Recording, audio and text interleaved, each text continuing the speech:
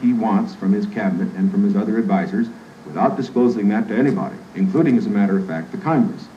Now, I can only say this. Through the years, I have sat in the National Security Council, I have been in the cabinet, I have met with the legislative leaders, I have met with the President when he made the great decisions with regard to Lebanon, Kimoy Matsu, other matters. The President has asked for my advice, I have given it.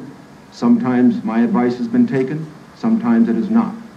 I do not say that I have made the decisions, and I would say that no president should ever allow anybody else to make the major decisions. The President only makes the decisions. All that his advisors do is to give counsel when he asks for it. As far as what experience counts and whether that is experience that counts, that isn't for me to say. I can only say that my experience is there for the people to consider. Senator Kennedy is there for the people to consider. As he pointed out, we came to the Congress in the same year. His experience has been different from mine. Mine has been in the executive branch. His has been in the legislative branch. I would say that the people now have the opportunity to evaluate his as against mine, and I think both he and I are going to abide by whatever the people decide. Senator Kennedy?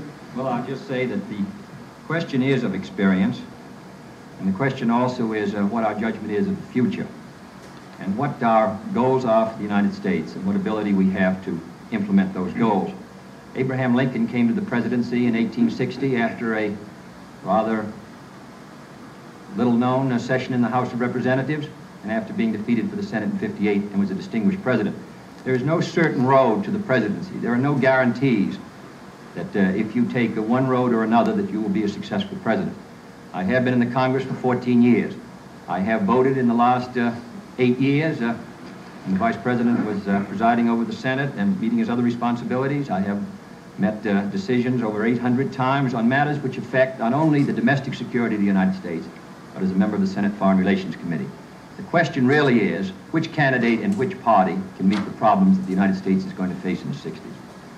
Mr. Vanover's question for Vice President Nixon.